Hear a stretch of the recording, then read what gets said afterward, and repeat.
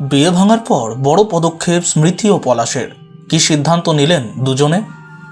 জীবনের পথ আলাদা হয়ে গিয়েছে, সে কথা জানিয়ে দিয়েছেন দুজনেই। তারপরেই সোশ্যাল মিডিয়াতেও বড় পদক্ষেপ স্মৃতি ও পলাশের। ইনস্টাগ্রামে একে অপরকে আনফলো করে দিয়েছেন তারা। পলাশের ইনস্টাগ্রামে অবশ্য এখনও ডিওয়াই পাটেল স্টেডিয়ামে প্রেম প্রস্তাব দেওয়ার ভিডিও জ্বলজ্বল করছে।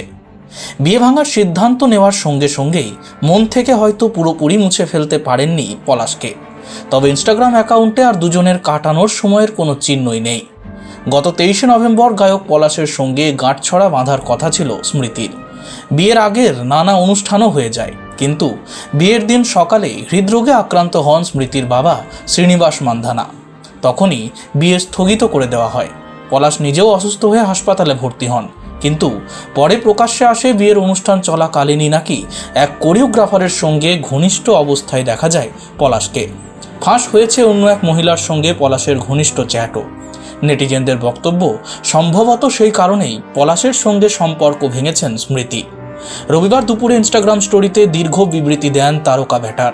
গত কয়েক সপ্তাহ ধরে আমার জীবন নিয়ে বহু রটনা চলছে। আমি নিজের ব্যক্তিগত জীবন গোপন রাখতেই পছন্দ করি, তাই জানিয়ে দিতে চাই আমার বিয়ে আপাতত বাতিল। সকলকে অনুরোধ জানাই এ সময় আমাদের গোপনীয়তাকে সম্মান করুন, দুই পরিবারকেই একটু সময় দিন। তার কিছুক্ষণের মধ্যে ইনস্টাগ্রাম স্টোরিতে পলাশ লিখেছেন, আমি জীবনে এবার এগিয়ে যেতে চাই, ব্যক্তিগত সম্পর্ক থেকে পিছিয়ে আসছি। লোকে যেভাবে আমার জীবনের সবচেয়ে পবিত্র বিষয় নিয়ে ভুয়ো গুজব ছড়িয়েছে তা আমাকে কষ্ট দিয়েছে। এটা আমার জীবনের সবচেয়ে কঠিন সময়, তবু আমি নিজের বিশ্বাসকে বাঁচিয়ে রেখেছি। বিশ্বাস করি এই সমাজ মিথ্যা মুচমুচে গল্পগুলো নিয়ে চর্চা করা থামাতে শিখবে। এই গল্পগুলোর সত্যতা কি? তিনি এখানেই থামেননি, এরপরই পলাশের বিস্ফোরণ। এই ধরনের কথাবার্তা বহু মানুষের জীবনকে বিরাট প্রভাবে ফেলতে পারে। যারা আমার নামে এই ধরনের ভুয়ো খবর ছড়িয়েছে এবং আমার চরিত্র হনন করেছে, তাদের বিরুদ্ধে আমার দল ব্যবস্থা নেবে। সত্যিই কি পলাশের বিশ্বাসঘাতকতায় ভাঙল বিয়ে, নাকি অন্য কিছু?